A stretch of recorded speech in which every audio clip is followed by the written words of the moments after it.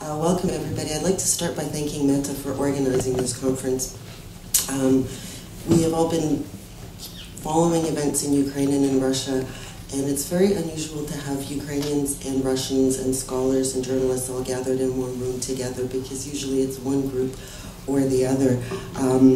The cartoon that I just wanted to start out with there is one that you may have seen. It appeared in the Financial Times just a few days ago. And I think in many ways it sort of captures what some of us might be feeling about what's been happening. I study Ukraine and I study mass media and information issues, and I've been following events very carefully, and I'd like to share some of my thoughts, but mainly pose some questions for us to think about and discuss further. One of the things that has been a bit of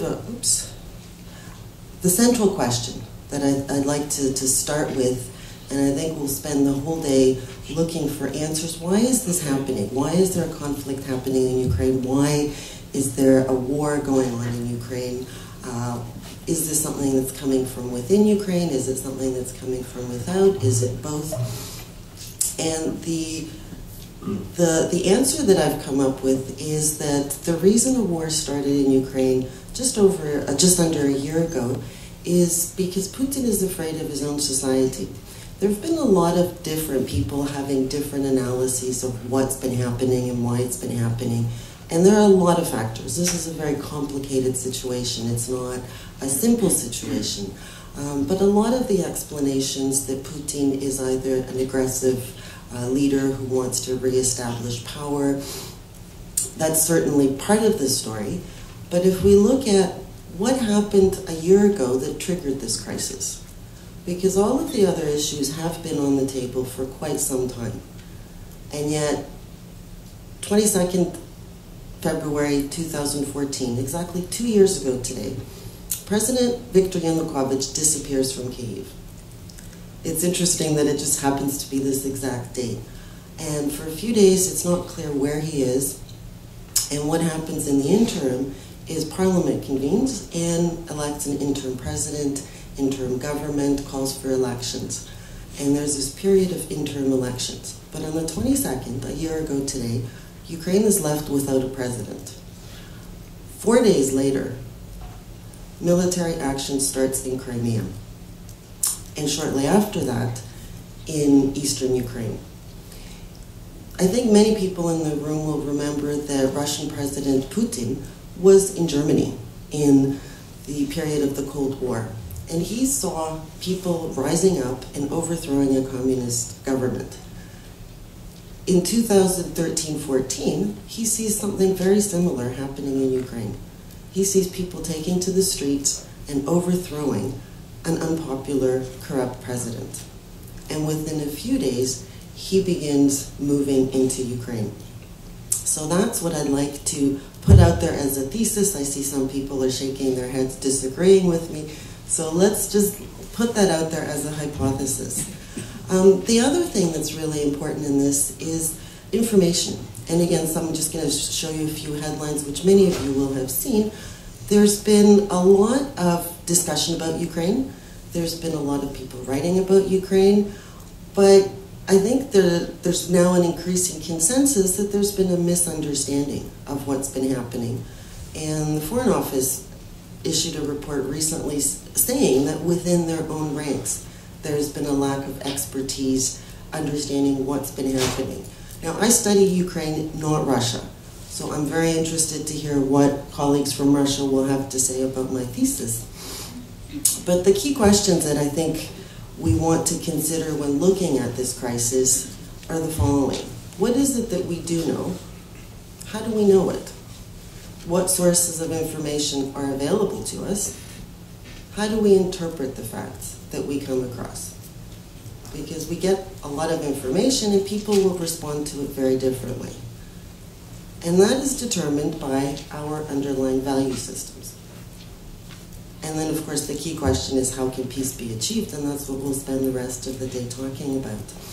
Information wars is a phrase that, again, you will have heard of in the context of this crisis that's been unfolding for over a year. And where a lot of us get our information is through mass media. And there have been a number of competing narratives of what's been happening.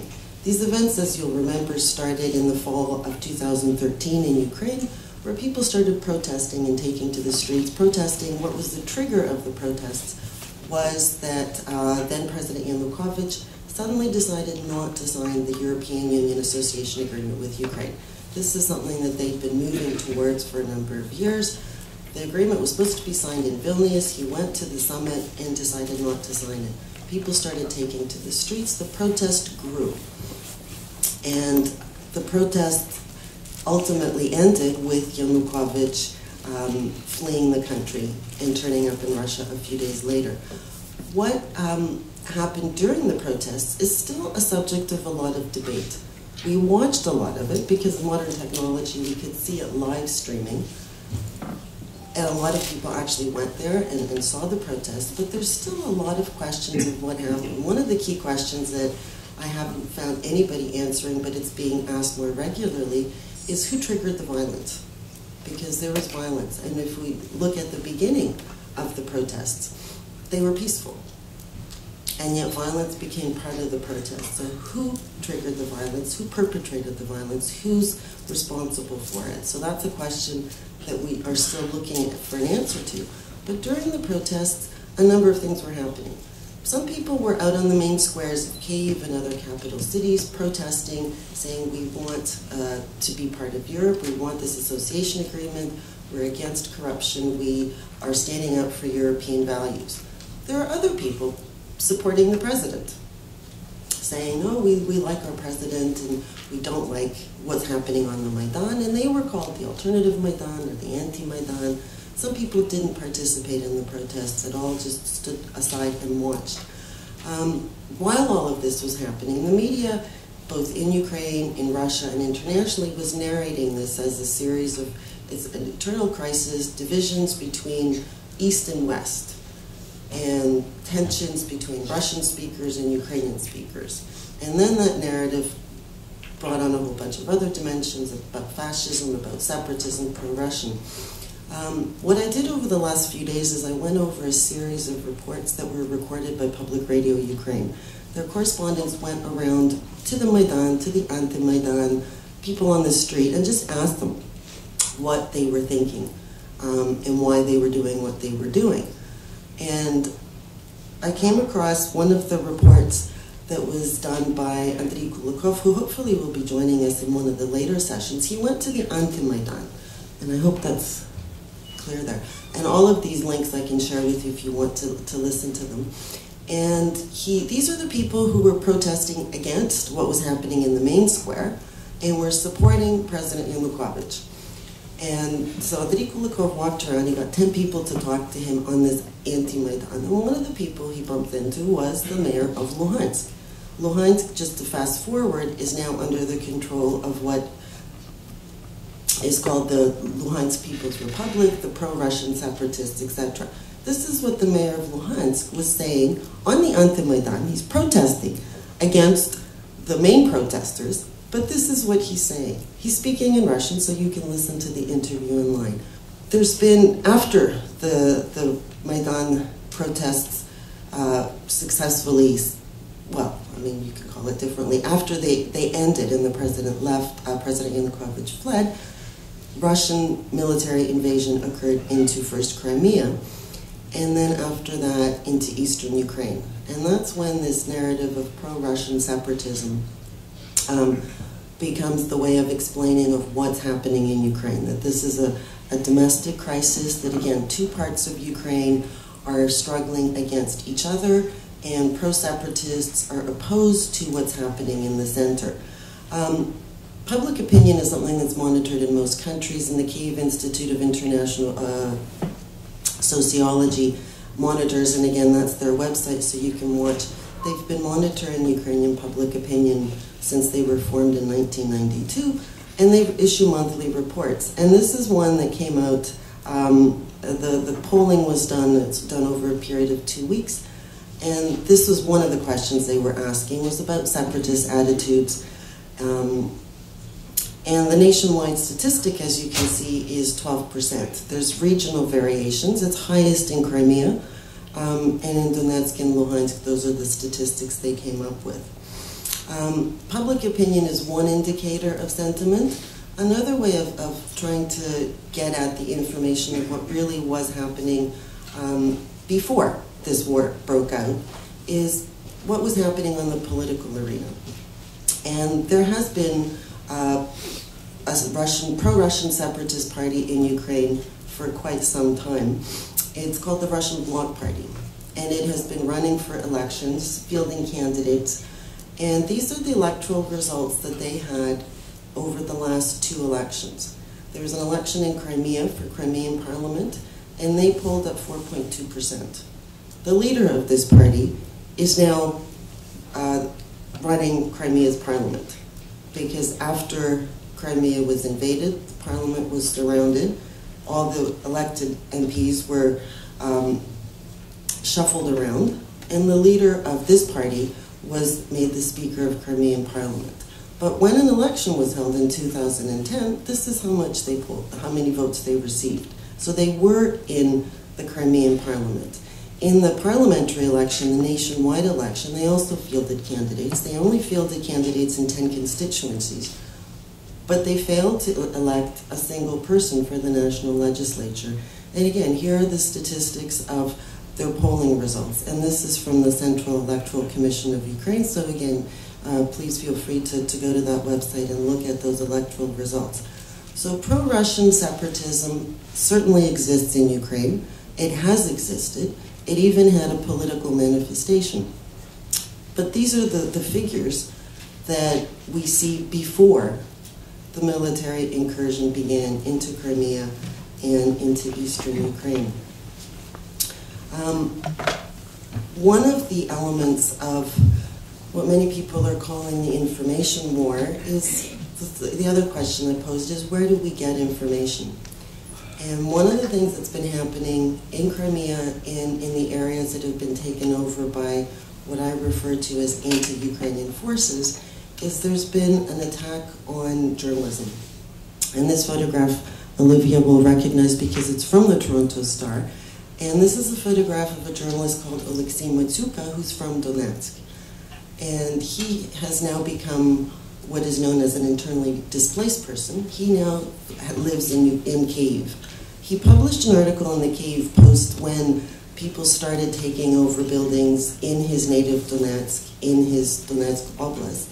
And he and a colleague documented who these people were, and he showed that there were clear links to Russia, and a number of the individuals leading this were from Russia.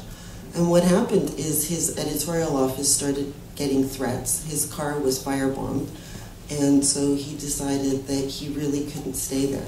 And this has been the pattern that most journalists from Donetsk and Luhansk have had to flee and are no longer able to report from those areas. So that's another part of what the information war is about, is containing the sources of information and then putting out the information that is what you want to be out there. Again, those of you who follow international media will know that journalist safety is not just Ukrainian journalists are being targeted, but there have been in the last few weeks reports of BBC journalists being targeted. And again, the attempt to spin information, to control information and present a certain image is a very big part of what's happening. One source of information that some of you might be aware of is the Ukraine Crisis Media Center. And the gentleman you see there is Colonel Andriy Lysenko, whose voice I listen to every morning, and when I was in Kyiv, I had the pleasure of interviewing him. He's a spokesperson for what's called the anti-terrorist operation by Ukrainian government officials. And this Ukraine Crisis Media Center is a platform that was created in early March, because when the invasion of Crimea began and the violence in eastern Ukraine, Ukraine had an interim government which wasn't doing a very good job in terms of compiling and disseminating information. So a group of journalists and PR professionals got together and created this, and what they thought was going to be a temporary space for press conferences, so that various government officials and civil society leaders could come and present information to both Ukrainian and international journalists. And I interviewed one of the founders of this, and she said, I took 3 weeks leave, because she's a public relations expert, I took 3 weeks unpaid leave just to sort of fill in the gap until the state could get its information resources working properly. And it's just, they now are almost a year old, because with everything else happening, this has become the hub.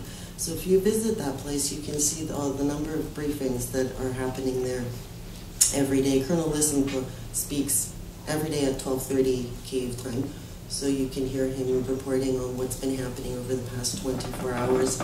It's not pleasant listening. It's how many times Ukrainian positions were shelled, how many people were killed, how many people fleeing, that sort of information. But that, and then it's transcribed, so you can also have it in written form, and it's available in Ukrainian, Russian, German, French, and English. So it's made available in a variety of languages. So this is one source of information. One of the narratives, and I'm getting close to wrapping up here because I know we're on a schedule here. One of the narratives that emerged from initially was that this is a struggle between Ukrainians. Pro-Russian and others are fighting against each other. And for a very long time, Russia was denying its participation in this conflict. Just yesterday, there was an exhibit of military hardware that has been captured in the war zone in the east. And I think that it's up to everybody to decide for themselves whether pro-Russian separatists can just go and buy this sort of equipment on the open market, or where this is coming from. The last thing I wanted to get back to is my first point, is how to stop the conflict, because I think that's what everybody is thinking about. And there have been a lot of political initiatives, economic sanctions, diplomatic initiatives, talks about supplying Ukraine with arms. It seems to me that the way to stop a person like Putin is from within. And if we look at what's been happening in Russia, and again, I'll be very interested to hear from our Russian colleagues, in some ways it's hard to get a clear picture of public opinion in a state that is not entirely democratic. What we have seen is we've seen protests in Russia of different kinds.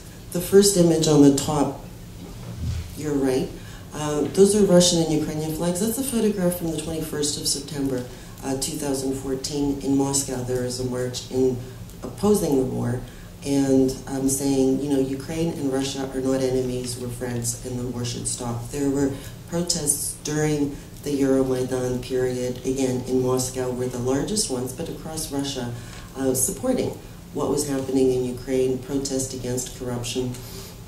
The two women some of you will recognize as Pussy Riot. They recently released a new video where they're again standing up to violation of rights within Russia. And the final top photograph is a protest which happened again in Russia yesterday, which is protesting against the war. The bottom series of images are also from yesterday, and there was a mass protest, or a march, let's call it a march, that was supporting Putin. And the center bottom image, you'll see the gentleman without the hat is Oleg Tsaryov. He's actually a Ukrainian politician who has been one of the leaders of the separatist movement, who is marching in Moscow. And so that, again, is something to consider. The images that you see, and for those of you who don't read Russian, the right image says, Нет Майдану, нет войны. No to the Maidan, no to war. So again, there's a dual message there.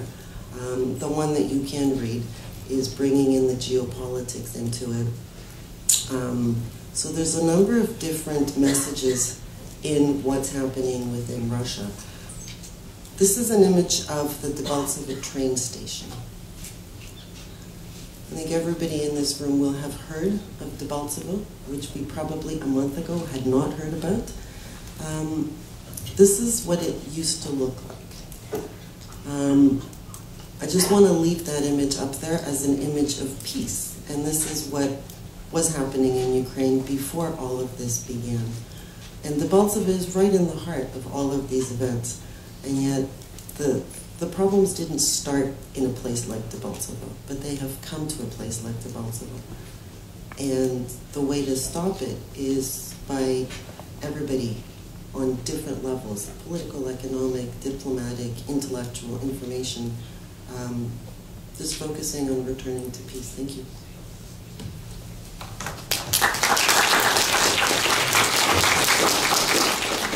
Thank you very much to Marta Dyczok.